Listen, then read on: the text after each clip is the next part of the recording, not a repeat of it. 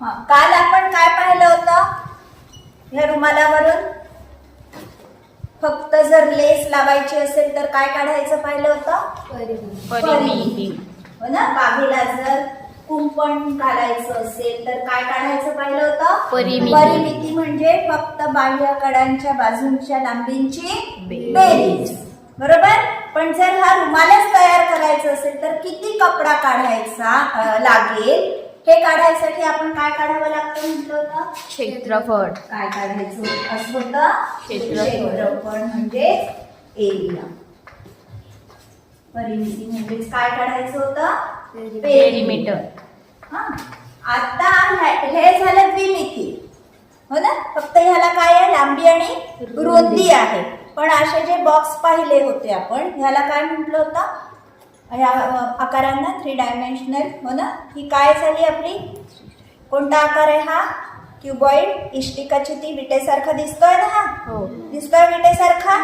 समोरासमोरचे सारखे आहे. समोरासमोरचे सारखे अशा 3 जोड्या आहे. एकूण किती पृष्ठ होते ह्याला? आपण पाहिले होते सगळं काढून. त्याला जेव्हा आपण उघडलं होतं तेव्हा ह्याला किती पृष्ठ निघाले होते? 6 पृष्ठ. बरोबर. आता जेव्हा आपण परिमितीमध्ये काय करतो? फक्त साईडची लांबींची बेरीज करतो. बरोबर आहे. तर पृष्ठफळामध्ये काय करायचं आहे? हे जे सगळे 6 पृष्ठ आहे या पृष्ठांचा एरिया काढायचा. ठीक आहे. म्हणजे हा बॉक्स बनवायला किती तुम्हाला कागद लागला आहे हे काढणं म्हणजे काय? पृष्ठफळ. ठीक आहे. काय केलं? फक्त हा बॉक्स बनवायला किती कागद लागला?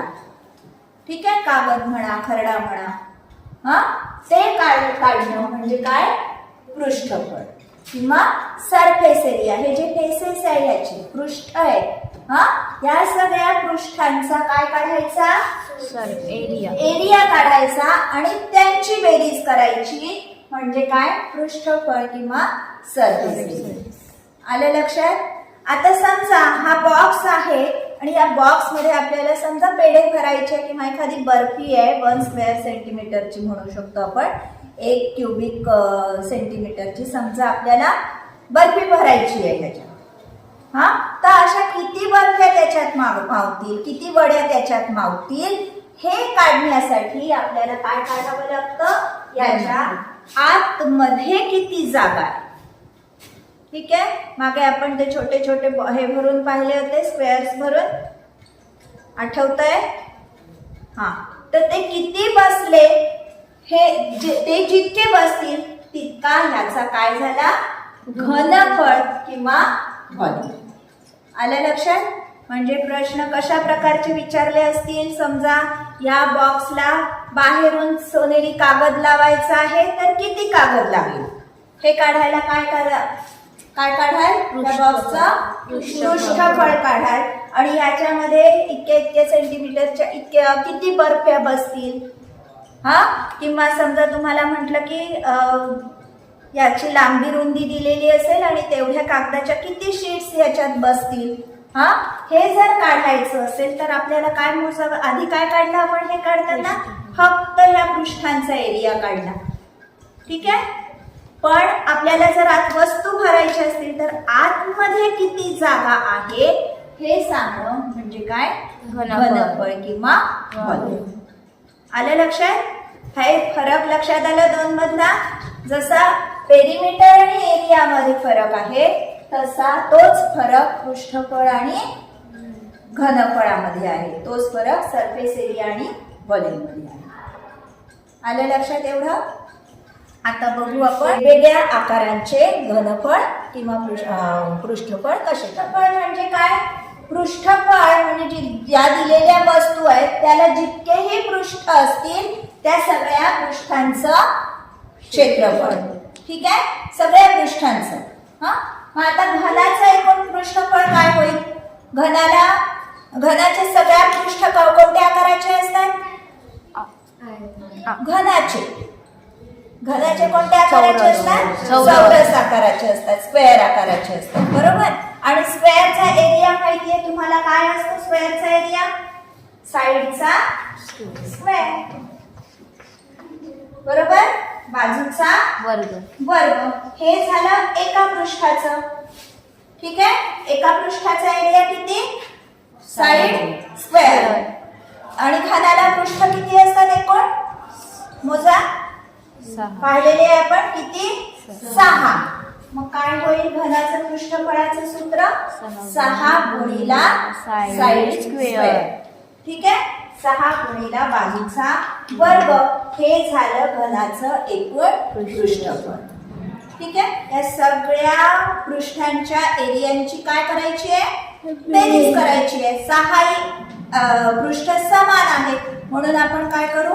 कोणत्याही एका ह्याचं एरिया काढला की त्याला आपण काय करणार? 6 ने गुणणार. ठीक आहे, तसंच इष्टिका चितीमध्ये काय असतं? पृष्ठ कोणत्या आकाराचे असतात? आयत आकाराचे असतात. प्रत्येक समान पृष्ठ किती असतात? सम्मुख प्रत्येक 2 असतात. असे 2, असे 2, असे 2. ठीक आहे, म्हणजे आपण काय करू? ही लांबी, ही रुंदी आणि ही उंची. म्हणजे ह्याचं काय होईल? ह्याचं काय काढलं आपण? या पृष्ठाचं लांबी गुणिला लांबी गुणिला रुंदी.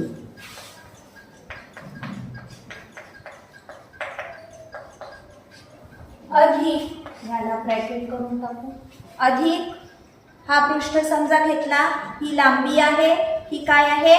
उंची आहे. इष्टिका चिती असल्यामुळे जर याला आपण असं प्लेन काढलं तर लांबी रुंदी म्हणाल, पण आता काय म्हणाल? ते उंची म्हणाल.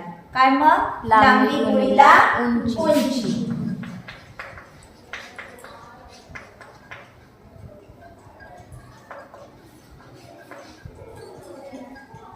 ठीक, आता हा पृष्ठ काय आहे? ही काय आहे?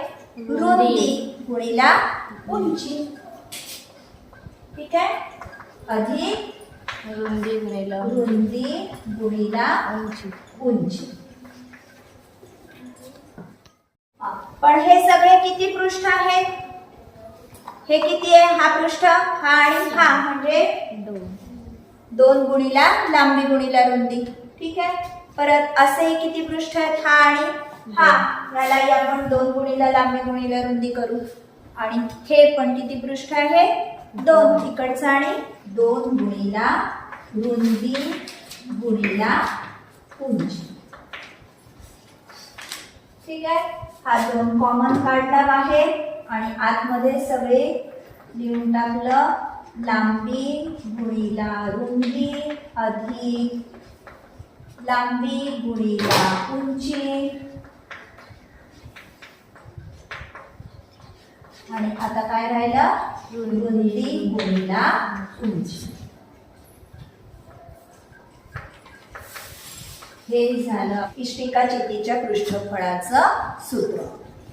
ठीक आहे, काय काय करायचं आहे? लांबीने रुंदीलाही गुणायचं आहे, लांबीने उंचीलाही गुणायचं आहे. ठीक, मग राहिलं काय? रुंदी आणि उंची, त्या दोनचा गुणाकार. आलं लक्षात? कसं तयार झालं इष्टिका चितीच्या पृष्ठफळाचं? आपण सगळे ह्यांचे जेव्हा आपण एरिया काढू, सगळ्याचं क्षेत्रफळ काढू आणि त्यांची बेरीज करू, तर ती बेरीज म्हणजेच काय आहे? या पूर्ण इष्टिका चितीचं पृष्ठफळ. ठीक आहे, आलं लक्षात? शॉर्ट मध्ये काय लिहिणार? 1 गुणिला बी प्लस 1 गुणिला एच प्लस बी गुणिला एच. जिथे ए काय आहे? लेंथ लांबी, बी काय आहे? ब्रेड रुंदी, एल परत लांबी लेंथ, एच काय? हाईट म्हणजेच उंची, ब्रेड आणि हाईट. आलं लक्षात? हे लक्षात ठेवायचं. इष्टिका चितीचं पृष्ठफळ आणि घनाचं पृष्ठफळ. ठीक, आपण घनाचं किंवा इष्टिका चितीचं पृष्ठफळ कसं काढायचं ते पाहिलं आणि त्याची सूत्र पण तयार केली. ठीक आहे, आता बघू घनफळ. हा एक माझ्याकडे इष्टिका चितीचा आकाराचा बॉक्स आहे. कोणता आकार आहे ह्याचा? इष्टिका चिती. कारण सगळे पृष्ठ कसे आहेत? आयताकार आहे. ठीक आहे, याची लांबी आहे 11 सेंटीमीटर, रुंदी आहे 7 सेंटीमीटर आणि ही जी उंची आहे ती किती आहे 2 सेंटीमीटर. ठीक आहे. याच्यामध्ये मी हे बॉक्स भरले आहे. छोटे छोटे आपले ठोकळे आहेत ना, हे किती सेंटीमीटरचे आहे 1 स्क्वेअर सेंटीमीटरचे. बरोबर. काय एरिया आहे ह्याचा सॉरी याचा व्हॉल्यूम काय आहे 1 सेंटीमीटर. कारण याची लांबी 1, रुंदी 1 आणि उंची पण 1. ठीक आहे. असे मी एक लेअर बॉक्स भरले याच्यामध्ये. तर एकूण बसले 77. किती बसले 77. ठीक आहे. एक लेअर बसले पण अजून वर जागा आहे. हा तर ह्याच्यामध्ये अजून एक लेअर बसणार आहे परत 77. ठीक आहे. काय झाले किती झाले हे एकूण 7 किती बसले याच्यात 154. म्हणजेच काय झालं ह्या इष्टिका चित्तीचं काय झालं घनफळ. ठीक आहे. याच्यामध्ये एक तुम्हाला जर विचारलं एकच्या वड्या किती बसतील तर काय सांगाल 154 बसतील. म्हणजेच काय ह्याचं घनफळ म्हणजेच याचा व्हॉल्यूम. ठीक आहे. या क्यूबॉइडचा व्हॉल्यूम किती आला 154. आता हे 77 काय दिसतंय तुम्हाला ह्या लांबी आणि रुंदीचा गुणाकार. बरोबर आहे. या लांबी आणि रुंदीचा जेवढा गुणाकार आहे तेवढे आपले ठोकळे बसतील पहिल्या लेअरला. ठीक आहे. म्हणजे लांबी आणि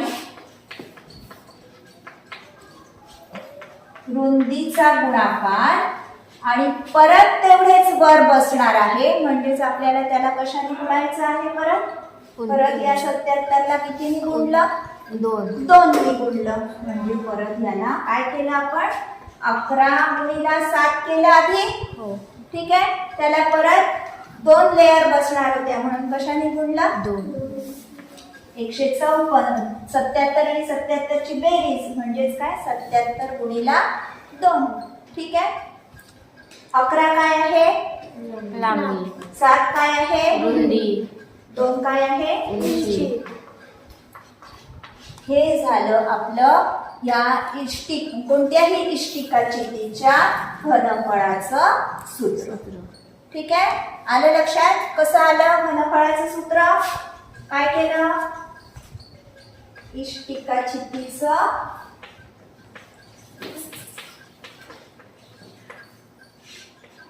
घनफळ किती लांबी गुणिला रुंदी गुणिला उंची. हा म्हणजे व्हॉल्यूम ऑफ क्यूबॉइड. लांबीला समजा लेंथला आपण एल म्हटलं, रुंदी ब्रेडला काय म्हटलं बी म्हटलं आणि उंची हाईटला काय म्हटलं एच म्हटलं. हे झालं याचं सूत्र तयार. काय एल गुणिला बी गुणिला एच. ठीक आहे. आता इष्टिका चित्तीच्या जागेवर जर आपण एखादा क्यूब घेतला काय घन घेतला म्हणजे सगळे पृष्ठ समान. बरोबर. लांबी बरोबर रुंदी बरोबर उंची. घनाची हे माहिती आहे तुम्हाला. बघा हा समजा आपण घन होता आपला. लांबी जेवढी आहे तेवढीच रुंदी आहे तेवढीच उंची आहे. ठीक आहे. मग आता जर समजा काढायचं आहे घनाचं घनफळ. घनामध्ये काय असतं एल बरोबर बी बरोबर एच. ठीक आहे. लांबी बरोबर रुंदी बरोबर उंची. म्हणजे आता आपल्याला सगळीकडे काय घ्यावं लागेल त्याची जी बाजूची हे दिलेली असेल लांबी हे असेल त्या सगळ्याला आपण समजा बाजू म्हटलं. बाजू गुणिला बाजू गुणिला बाजू काय झालं बाजूचा 3दा गुणाकार म्हणजे.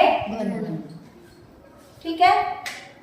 म्हणजे व्हॉल्यूम ऑफ क्यूब काय होईल त्याची जी साईड दिलेली असेल त्या साईडचा क्यूब.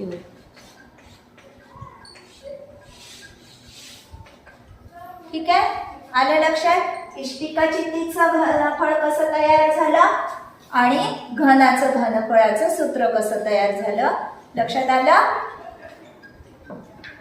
आता ही एक गोष्ट लक्षात ठेवा तुम्ही.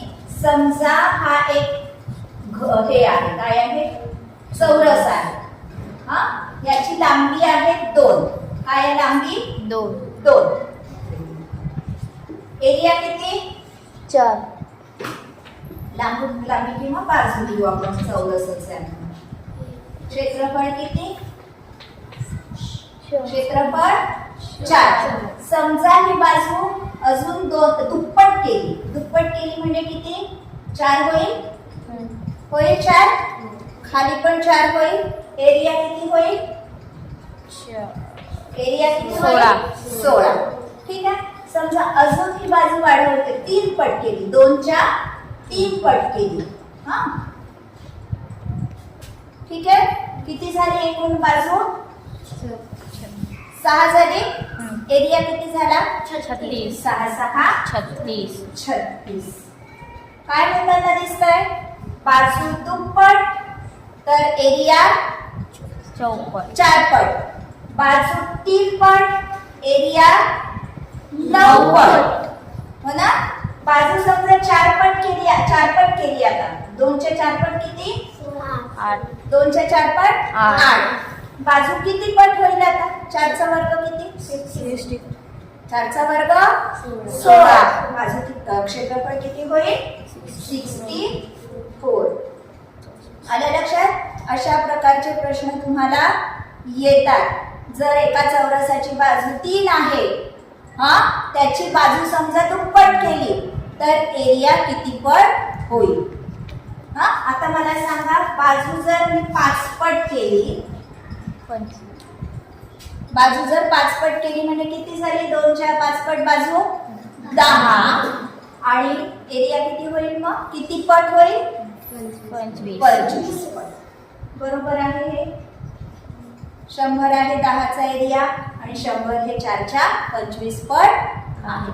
ठीक आहे. ही गोष्ट लक्षात ठेवायची. कोणती?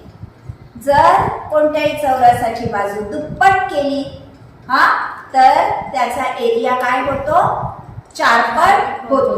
ज्या पटीने आपण बाजू वाढवू त्या पटीच्या वर्गाने एरिया वाढेल.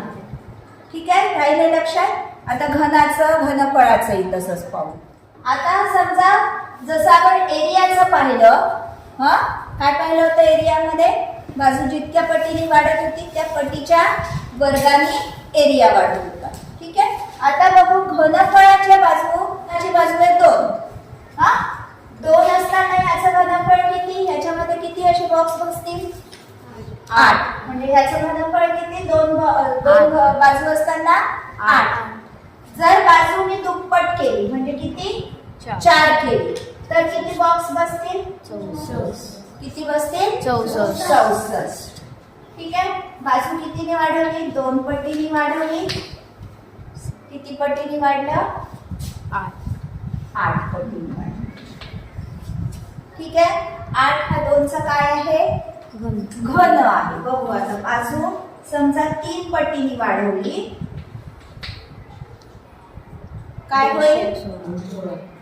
6चा घन किती? 216. ठीक आहे. किती पटीने वाढत आहे? बघा, 3 त्रिक 9, 9 त्रिक 27. 8 गुणिला 27 काय होतं? 216. म्हणजे किती पटीने वाढली?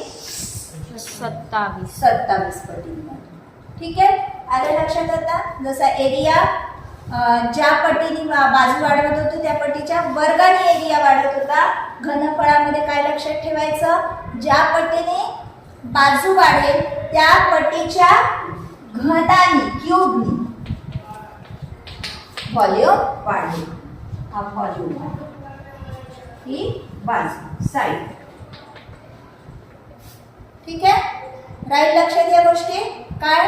जर तुम्हाला प्रश्न आला की एका घनाची बाजू दुप्पट केली तर त्याचा एरिया कितीने वाढेल? 8. ठीक आहे. एका घनाची बाजू 3 पट केली त्याचा एरिया किती पट होईल? 27 पट. आता समजा एका घनाची बाजू आपण 4 पट करू. हा किती पट केलं? 4 पट केलं तर त्याचा व्हॉल्यूम किती पटीने वाढेल? 4 चा घन किती? 64. व्हॉल्यूम किती पटीने वाढेल? 64 पटीने.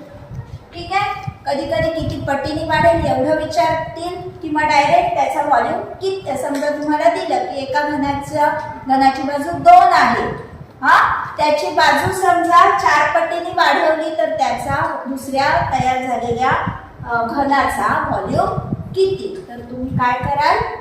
आधीच्या घनफळाला कितीने गुणाल? 64 ने गुणाल. ठीक आहे. 5 पट वाढवली तर 5 चा जो आपला घन आहे 125 त्या 125 ने गुणाल. ठीक आहे. राहतील त्या गोष्टी लक्षात. आता हे लक्षात ठेवा तुम्ही काही गोष्टी. 1 घन मीटर म्हणजेच किती घन सेंटीमीटर? 10 लाख घन सेंटीमीटर. कारण तुम्हाला हे माहिती आहे की मीटर मध्ये किती सेंटीमीटर बसतात? 100. ठीक आहे. मग जर घन मीटर मध्ये किती घन सेंटीमीटर असेल? 10 लाख. ठीक आहे.